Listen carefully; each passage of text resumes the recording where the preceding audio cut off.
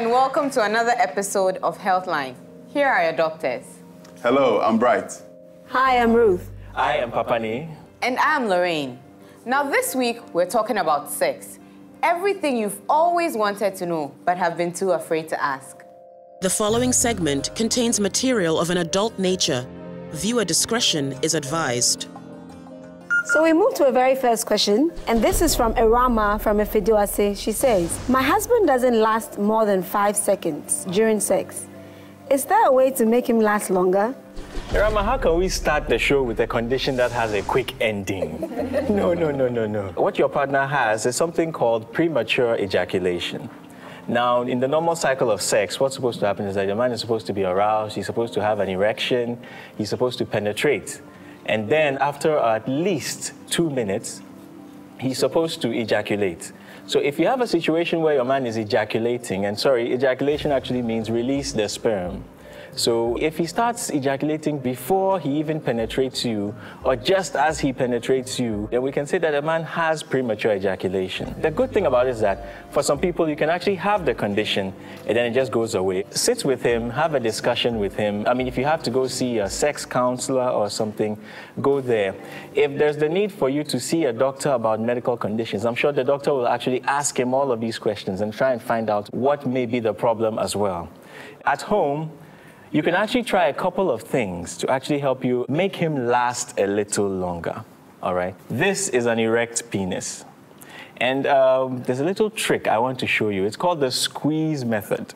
So when you and your husband meet, you set your date, you're there, you start with the whole foreplay thing. Let him get his penis erect. Everything is fine. And then let him penetrate. And let him tell you just when he feels he's about to. The moment he starts feeling that way, tell him to take it out. You can have him do it himself, or you can do it for him. Press over here, the glands, and squeeze it firmly for about 30 seconds. I'm sure he'll be like, hey, Ira, what are you doing? Tell him that you wait, you'll see it happen. Just do that for about 30 seconds, and then wait. Remove your hand from there. He'll be like, wow, this is magic. Because suddenly, he won't feel like releasing sperm or ejaculating anymore.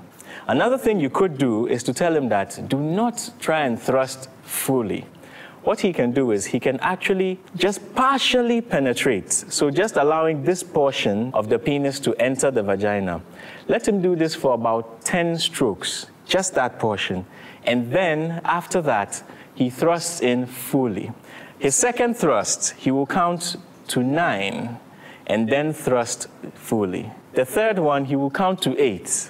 1 to 8, and then thrust fully. What this does is that it actually gets his mind off the process and actually helps him to train himself as well and desensitize himself from just, as we term, coming quickly.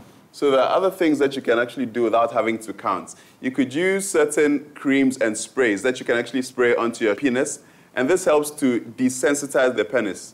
In this case, when you're actually having sex, it gives you the opportunity to last longer without being stimulated too much. If you're going to use the method Bright was talking about, that involves using the gels or the sprays, you want to use a condom.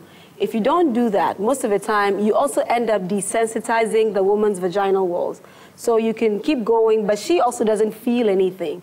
And then it becomes like you're not really feeling anything, she's not feeling anything, it's just mechanical. You keep going until there's a blast, and that's not really nice. We have another SMS, and this is from Nana. She doesn't mention her location, but this is what she has to say. My husband doesn't turn me on for sex, and it's never good for me. What advice can you give me to make it better for us, please? Well, I think the person I should be advising is your partner. The act of foreplay in relation to women, it can never be overemphasized because women operate on a completely different spectrum from men. Women need to be primed. I like to use that expression. You really need to prime a woman if you are going to get the best out of her so that she can also join you in the sexual activity. Because as it sounds, you don't enjoy it at all. And I'm sure he probably even hurts you because you're not prepared, you're not properly lubricated. So that's probably why she's not enjoying it and is probably in pain. And then also, you could be having so much pain every time you have sex because of a chronic vaginal infection. Some women have been having chronic vaginal discharge. So even if you are well lubricated and that whole area is that swollen, intercourse will still be very, very painful. Make sure that they rule out any medical conditions that is making it difficult for you to enjoy sexual intercourse. And then you can move on from there. Nana, honestly, what do you mean by he can't turn you on? That means you are turned off. That means you know what it takes to turn you on. You are his treasure and you have the map. If he's unable to get there, why won't you help him? Sit him down and tell him that, look, sweetheart, this is what I like. Let's do it this way. Ask him as well. For all you know, he also has certain things that he wants you to do that you are not doing well for him. So you guys sit down, talk to each other, let each other know the things that aroused the other person, and then try and experiment. Gradually, you'll have fun with it. He will turn you on faster if he knows what he needs to do. Okay, we have a question from Rawouf from the Brong-Ahafo region, and his message is, Dear doctors, I had an encounter with a lady some days back and now noticed that I have slight pains in my penis when urinating and greenish discharge from my penis as well. Can I take amoxil as treatment, or could you recommend something else? Pain in the penis could have a wide range of causes. You could have had an infection, you could have trauma to your penis, and most of the time that could be from over-manipulation. It means that probably the action was a little too vigorous, and then you have a little bit of an injury. Your penis is tired, more like it, to put it bluntly. Most of the time, what we have noticed is the commonest cause, especially with associated painful urination, is an infection that we call urethritis. It means that the pathway of your urine has an infection and it's causing it to swell up. And that is causing you a lot of pain, because usually that place shouldn't have anything there. It shouldn't be swollen, it should be smooth through. And you may have heard of gonorrhea. That's the biggest aspect. Now, most of people who get gonorrhea, bluntly, I have to put it this way, get it through unsafe sexual habits, meaning that you picked it up from somebody you had sex with without protection. The fact that you're also having a greenish discharge from your penis also sounds a word of caution. Usually the discharge could also have other colors. More commonly, it's whitish. And then also, it could be very offensive. And then you'd also find out that if you do not do anything about it and you don't treat it, you may feel better after a while, but eventually it has serious implications. One day you'll get up, you want to wee-wee, and the urine will not come, meaning that there may have been scarring at that part that the infection occurred, and because there was no treatment, it continued, and then it finally blocks off the urine passage. So you get what we call a urethral stricture. And that is a very painful thing. The way out is not to take amoxil. It's to go to the hospital. They'll take a little bit of that greenish discharge that is coming out and take it to the lab. Find out what organism is causing your problem and give you the appropriate medications you need.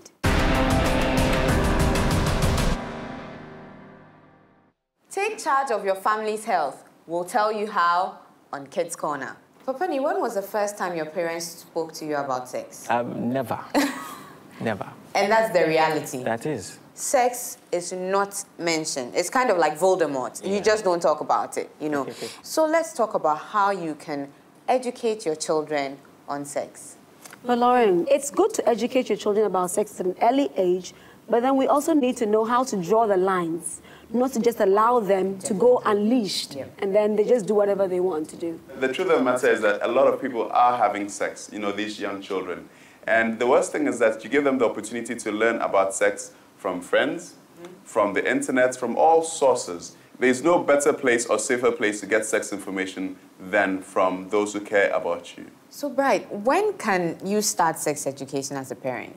Lauren, I think personally when they start being inquisitive, asking all those funny questions, Daddy, what is this? Why are my breasts changing? Why does Akosia P sitting and I P standing? Exactly. Then you know that they are beginning to develop their sexual characteristics, at least psychologically. So I think it's from that point that you actually want to streamline their thoughts on sex. I know once in a while it's a little hard trying to open up to your children or getting them to open up to you. But it's very important that you actually spend time taking an interest in their activities. Because when they feel that you're distant, or if you're in the house and you're like some tyrant in the house, I don't talk to my father and mother like that, they will find it hard to be able to come to you with any problems. The thing about it is that whenever they feel they can talk to you about just about anything, when it comes to asking questions about sex, they feel a lot more comfortable. And then you, on the other hand, also, when you feel it easy talking to them, you can just call them and say, hey, y'all come sit down. Today we're going to talk about something called sex. You can actually have a really meaningful discussion with all your children at once, and they actually get to love you better, they trust you more, and they will actually not try to betray that trust. It's important for parents to know that sex education begins at home. It could actually help prevent all the problems of teenage pregnancy, or later your daughter or son coming home and saying that, Daddy, Mommy, I've got AIDS. So please, let's educate our children about sex. You can also download the Vodafone Healthline app for quick expert advice on various health topics right on your Android phone. We'll be back after this break.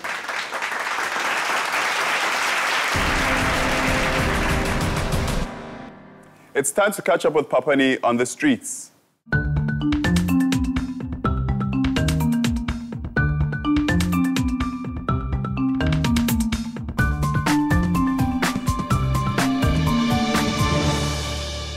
Hi, welcome again to the Street Doctor segment. You know, electricity is all around us. We use it for cooking, lighting, and even heating. As useful as electricity is, it can still be dangerous. I want to know today what you would do in the event of an electric shock.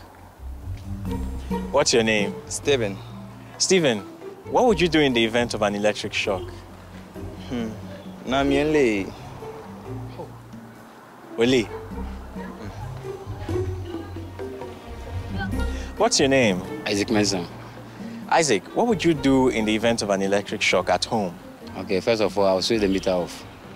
So that's all you do? You just switch off the meter and that's it? Yes. All right. Thank you very much. What's your name? I'm Psycho. Psycho, what would you do in the event of an electric shock at home? My name is Son and Sana Michina, Nebi, my son and Sana Machino. Every electric now. Thank you very much, Psycho. What's your name? My name is Nancy. Nancy, what would you do in the event of an electric shock at home? When electric shocks someone, what I know, I don't know much, but what I know is when you have a stick or something around, you use it to pull the person out from where the electric is shocked the person. Because if you touch the person, you also have the electric shock. That's what I know about electric shock. Thank you very much. You're welcome.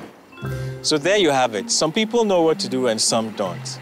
The first thing you want to do is to make sure that the environment in itself is safe for you before you attend to the casualty.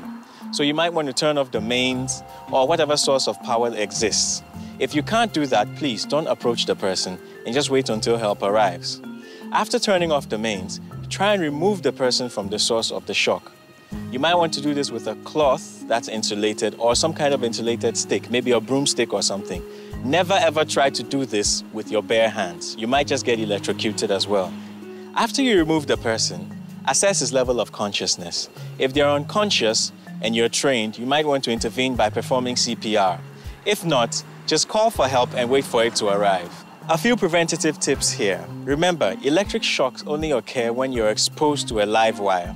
So whenever you're doing your wiring in your house, make sure that the wiring is actually well sealed or well protected.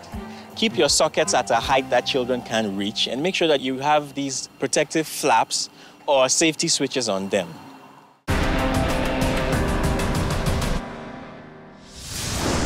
Thank you, Papani. Joyce Gijonate is an HIV ambassador. She joins us in the studio to share her story. Joyce, you're welcome. Thank you. Great. How did this all start, especially when you found out that you're HIV positive? In fact, it was so traumatic. Nobody would tell you that it was so easy for them when they got to know that they were positive. Likewise, me. You know, I was so young and I didn't know that such a thing could happen to me at that tender age. At what age? 19. Wow. And I got pregnant, and the one who infected me actually deliberately did it. We're all in the same church choir. So it was through pregnancy that I got to know. It was so difficult for me to accept to do the HIV test. Even though it was so difficult, I finally did it, and the result came out positive.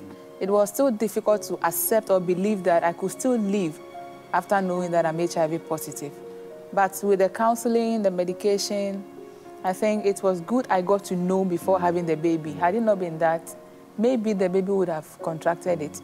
Oh, wow. Yeah, so I had my baby free from HIV. That's great. Yeah. Right now you have it. I'm sure a lot of people around you have gotten to know your family members, your friends.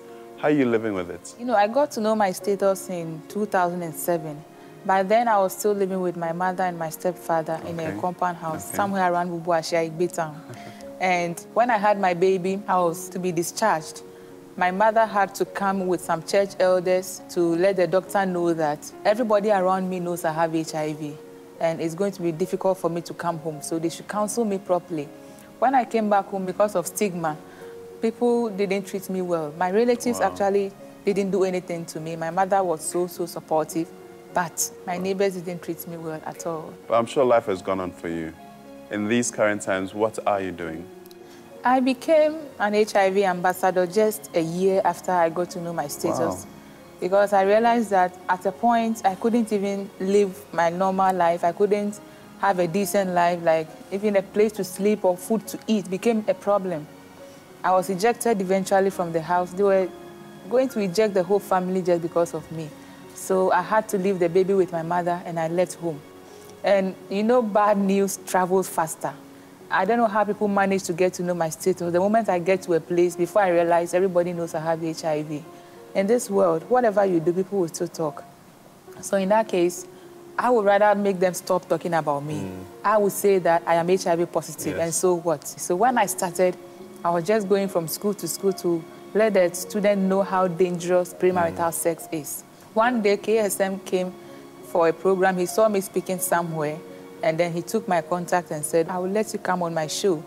That day, the show was so great. I think I watched it. Yeah, and I actually put my number on air, and then when the show was on, I couldn't. The calls that were coming, the impact was great. And I told myself that I have come this far. It's by the grace of God. What advice do you have to those people who've just found out that they're in a similar situation? All I want to say is that premarital sex is very dangerous. And even if you think that you cannot abstain from sex, then it's better you protect yourself when you are doing it. Joyce, thank you so very much. You're welcome. Indeed, Joyce is a true ambassador for HIV, and I think the whole country is pleased with what she's doing. When the team meets with her in the Eastern region, Mary gladly expresses the relief and joy that she experiences now. But before that, let's look back at her story from last year.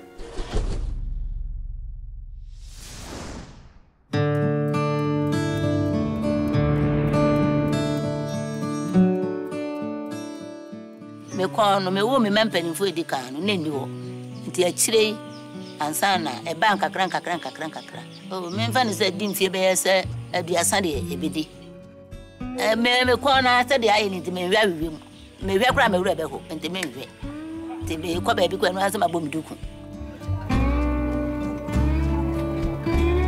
se because I ha me amepo a ha me amanfo mumudie ene me kwa ene me ene nukure ni mi hu se bia obi hwa me na fenzo obi asoso emfa nye me da ka papa na se maso ene ma nka se me ende wo de so ko pokra so me a mentimi itimi kure ntumi nan mi se me kon na eye me sa fi se je me ko mentimi nya dwuma bia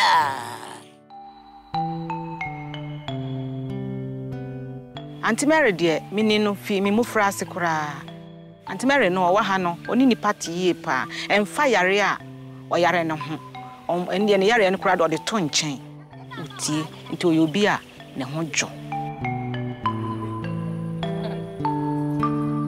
ama ne nim dua kura asesa ifi se oya first na nya sa na otie nti to de bia na ukọ ne nchen a hu se ode na chese enye hwe na ne kon ni ntina ema odwene ho sa se ya metiwe se me kasa me kon mu we ko mi ko ya ne me ne beje pa se da kase kura ne chese me de be ma mi sasante ne yire mere ne mo a mo baaye mo be fa me ko yi. The following scenes contain images that could disturb sensitive viewers. Viewer discretion is advised. Mary had a condition called goiter. This is when there is an abnormal swelling of the thyroid gland. Mary's goiter is multinodular and extended down into her chest. She went to the Ganuba Specialist Clinic in Accra to have the goiter removed at Vodafone's expense. Vodafone would like to thank the staff at the Ganuba Specialist Clinic for all they have done for Mary.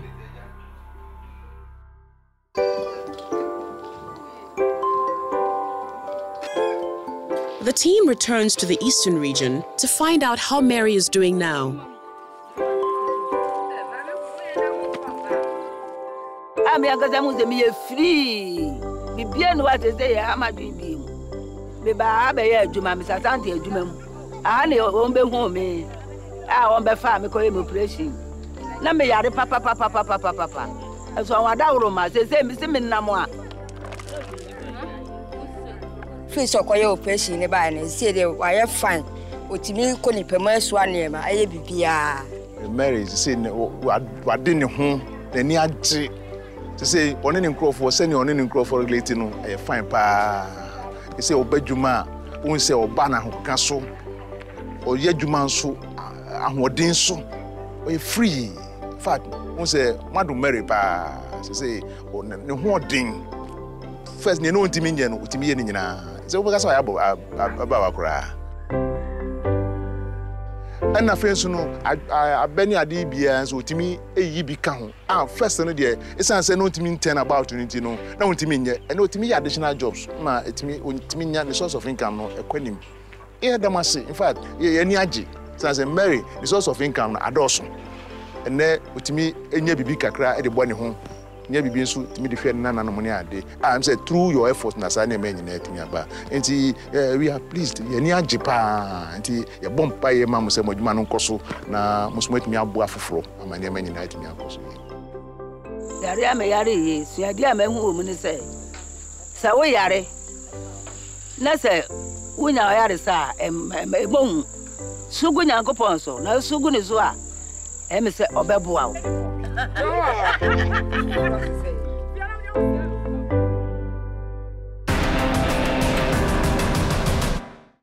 Let's bust some sex myths. Now we have a caller on the line. Let's see who's on the line. Hello? Hello, my name is Kafui. I've been told that semen makes your skin glow. Is it true? Kafui, I think I can understand your line of thoughts. Semen cream, as some of them will put it. They say it's good for your skin. I can imagine it in an advert. I can really understand why she says that because, you know, semen is very high in vitamin E and it has very high contents of vitamin C as well. And these are very good for the skin. So you'd find on the market that a lot of these beauty products that are promoted for good skin always have these ingredients, vitamin E especially, and then vitamin C, and then a lot of other minerals as well.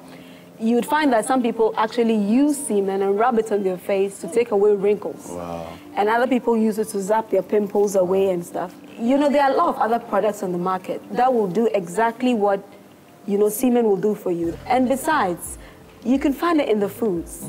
You eat right, your skin will definitely begin to glow. You know, vitamin C is found in a lot of fruits, especially the citrus fruits like oranges and pineapples. Vitamin E is also available in a lot of your fruits and vegetables that you eat. Yeah. And then also, you can be drinking a lot of water, you can exercise. And all these things can help make your skin glow. Semen isn't just carrying all those vital nutrients as well. It has a particular smell also, and it's not been processed for you to wear the whole day. I wonder how you walk around smelling like sex the whole day just because you want your skin to glow. So there are safer, more sweet-smelling alternatives.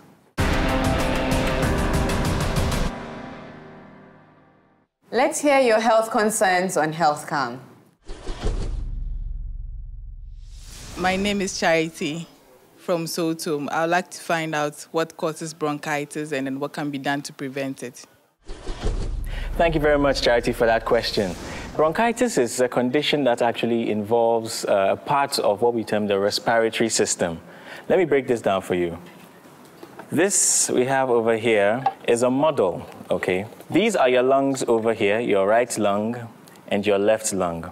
But when you breathe in, air goes through this part, which is called your trachea, and then it divides into these two things over here, these two structures over here, which supply both your lungs with oxygen. These two structures you see over here are called your bronchi. What bronchitis simply is an inflammation or an irritation of one or both of these places. You'd be interested to know that it's most common in smokers. even though you can actually get this also from viruses, actually, which are actually the second most common causes as well, because they are there all the time. People get cold and flu all the time. So if you keep getting a lot of colds and a lot of flu, you can actually get bronchitis.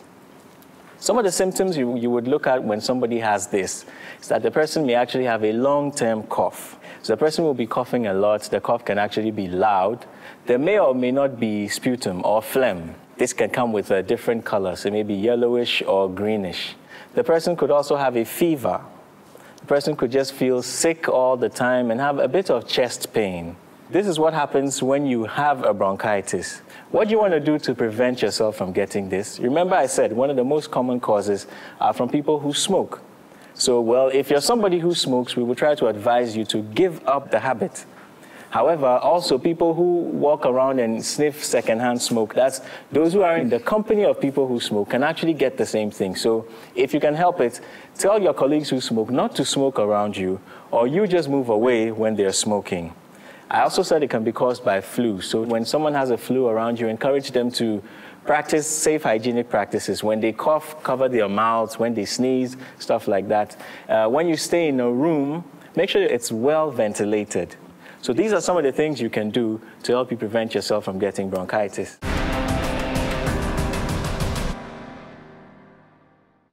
It's all about sex today as we carry on into our sex talk segment. And let's have a question from our audience. Hello, doctors. My name is Julia. My friend recommends sex toys. Is it good for using? Juliet, you have very kinky friends. It's a good thing. Amazing. You know, sex toys, especially in this country, are not too popular. I mean, we tend to shy away from what we don't know about. Yeah. And it is not necessarily a bad thing. But sex toys are just, you know, little inventions that are used to spice up one's sexual life. Now, we have some examples. You may or may not have heard about them. And just because I know about them doesn't mean that I'm kinky. Okay, okay, so now some people tend to use whips.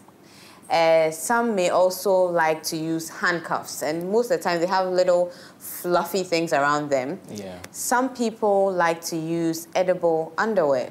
So this is underwear that, you know, it's been made in such a way that you can actually eat it off. Aside that, we have body oils that you can use to massage one another. And then, of course, there's edible chocolate. So this normally comes with a paintbrush. As in, during your foreplay, you paint each other with the chocolates and then lick it off one another. Some people also indulge in the use of what we call a vibrator or a dildo. Now, all these and more are all sex toys. So you're asking whether it is good to use them. I think it is, because I think sex with one person, I mean, things may get boring. And to try and help you, you know, keep faithful to your partner, the solution is, how can we spice this thing up? Yeah. Yeah. And in comes sex toys. Now, the thing about sex toys is that they all have various ways in which they should be used. So you have to use them appropriately. And make sure that you are not getting hurt by the sex toy. So with the whips and the cuffs, I remember a good friend of mine said the dangerous thing about the handcuffs is, what if you cuff each other to the bed and then there's a fire and you can't find the keys? What do you do then? So you have to make sure that it's safe. With the dildos, that's the reusable things that are actually put inside or inserted into the vagina. You have to make sure that they are cleaned after use and then put into a case of some sort so that you don't give each other any forms of infections. So it's nothing bad. It's just about being comfortable with it, communicating. So if your partner is not comfortable with them, then there's no point, because it's meant to keep the sex interesting for both of you. We'll see you right after the break.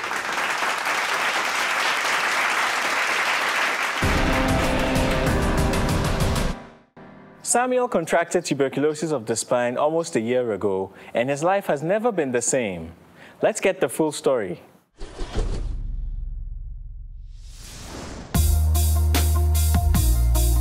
Samuel is a young man with tuberculosis of the spine. Tuberculosis in general is an endemic disease in low socioeconomic settings. TB of the spine is one of the commonest areas in the body that the TB bacteria affects. It causes a lot of deformity, it causes paralysis, so it's something that has to be attended to.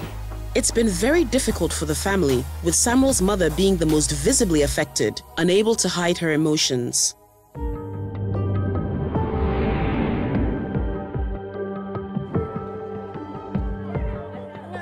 Tema New Town is a poor community in the Greater Accra region. The Tema Harbour is close by. This is the main shipping port in the country. The Tema Fishing Harbour is also close by. Samuel lives in Abonko in Tema. Life here is challenging enough when you are healthy, as everyone struggles to make a living. Your friend is somewhere, Daiti. Miti Tema New Town, Abonko. Me brothers, me mommy. Na time I start here, no aim to say fever. Into all no me call Tema Port Clinic or Committee 1. Into all na me call no musi ebe pneumonia. Na say pneumonia there be cough no ebe me cause TB. Na mo short test no ma me call no na me ba no musi omu say TB wo. Into all na ye call Koboni Hospital or Vota region, so gan copy. Into all so omuma mi call ye TB test na but omu into a bedroom baby omusi the way then tie there say some be ami transfer ko hospital foforo. Into all no na mi akasa mi sa call Adidome or Vota region na Adidome Hospital. Into all na mi call ye no muso mu ko tro nurse me hu say do no ye adwuma bio me hu san bia bio.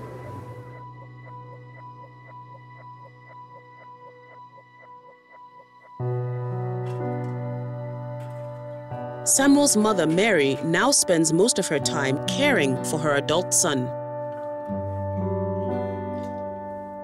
Oh, somewhere I read your way, dear. No, I feel 9. I feel 9. Hey, bless her.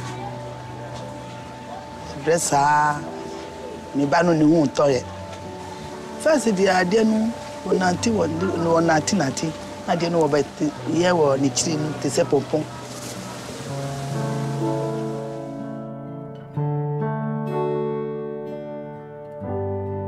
Inti ebe dru time bia there I feel na se mi da o mi chisi a mi ntumi ma mi onsu.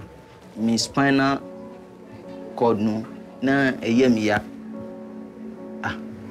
Isu me for su kakra but still if I do baby there some be sorry obi be some stand and be sorry because me to me peja me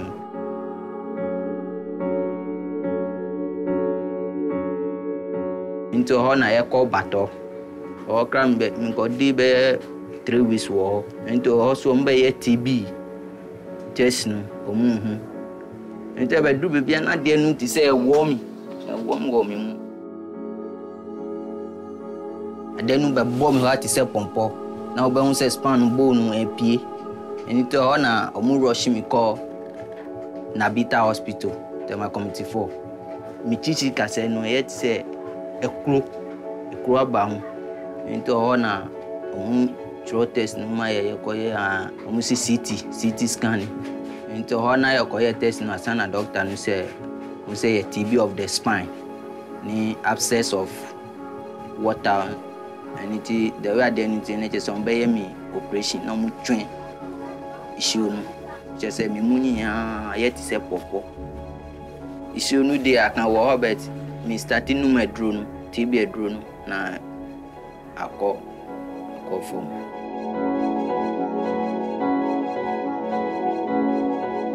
She say I don't know, or mommy to me natty, because I felt me right hip no, we do me no say. A mass say a stick na me dinati edua way.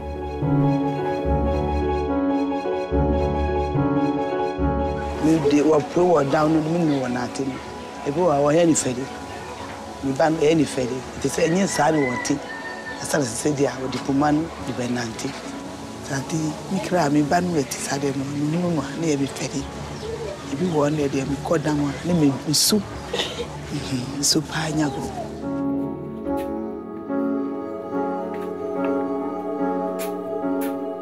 Mi obia se mi transfer ko a meningi.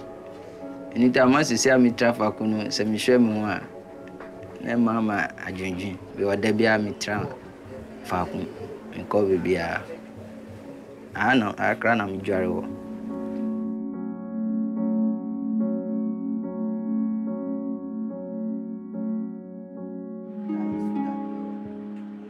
Samuel's brother Isaac visits when he can. Samuel enjoys the company as his friends no longer come around. Because of the sickness that he cannot go out, he lost most of his friends. So now he's lonely.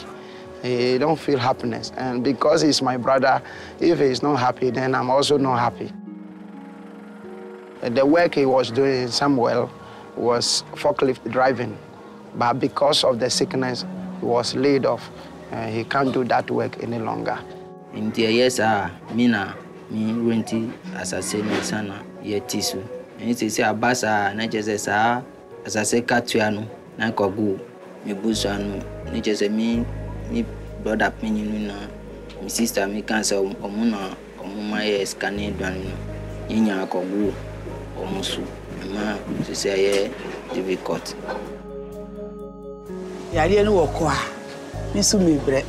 Sama ni ama de mbesi misu me sibio. Sekari e di beto adrosu ye ntobio. It say misu mu beto ye. Misu mu beto. Busianu misu mu beto ye. Okay, sisi ade say mi yes adwunu na me ntomia. Mi angasa me beto mi aye adwuma bio. Beto mi ase na ma. Mi angasa me beto mi say adwuna beto mi anua. Bet me a sorry.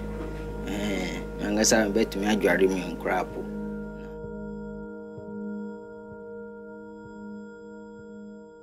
The following scenes contain images that could disturb sensitive viewers. Viewer discretion is advised. Vodafone stepped in to help Samuel get his life-changing operation. Vodafone would like to thank the staff of the Kolebu Hospital for everything they have done for Samuel and his family. Basically, what we're going to do today is to try and correct this deformity because it's causing him a lot of pain and also making the back unstable. So we are going to remove the hump that you see at the back, and we're going to stabilize the spine with screws and rods and then cover the wound up.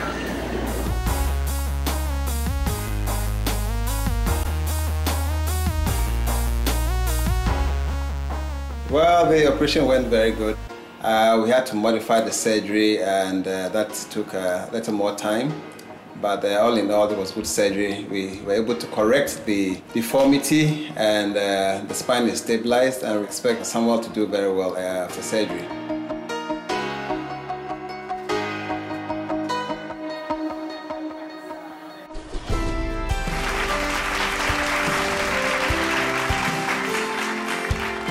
So let's welcome Samuel, his brother Isaac, and his mother Mary. Samuel, tell you tell me now. Ofana ye juban. Ina keshin where fi operation agbene no te if you oboten agbene. Fia ke boni for operation gbena e why few. Si bia ne boni why na ka e ba shkon few. No inyo few. No first say no ko nyonye sha agbene te onye mo yo ten. First inye manye keji ikechonye si bia ne le ki echumne ke nyonmo zima frame ni mi de che nyon si ki mi ya shon le e ko je hin zima frame da ni nyon ya banyo da mo shon ko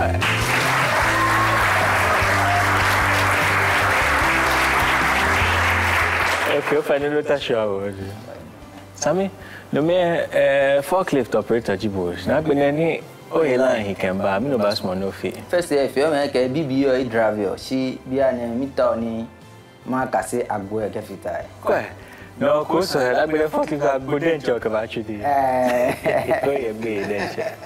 What up on Bass Money can no coffee agbe and humble. No, we're no coffee or any work about humble.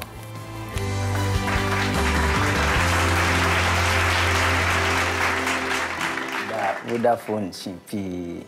Ake ame yebo amini ike for operation ni agbene ame wa mi ke no kofi ni magekwe no no ni mi ka me ja ke ida me shipi mi ta ni no ni ame fite ye nyuma aha me ke to na jam ma ofa ne boye no ko ke mo Didn't I know what in Damesi, Maune Jome, Kaje Binohi. Oh. Benechene Ingo Ibe or Togoling, say Binohi Banga Young. No, it was in us in an edge Jome, Maune Jome, Maune Tomoyame. Thanks to Vodafone, Samuel has a new story to tell. Next week, we come your way again with another inspiring story and more informative segments on you and your health. Goodbye. If you have been moved by the stories or issues you've seen on Healthline, you can donate 1 Ghana cedi by texting GIVE to 133. If you want to donate more than 1 Ghana cedi, please dial *133# and follow the prompts. Next week on Healthline, our doctors talk about cancer. In the field, the team travels north to meet up with Jamila from season 2. We also travel to the Volta region to meet up with Perfect, who has a suspicious lump in her breast.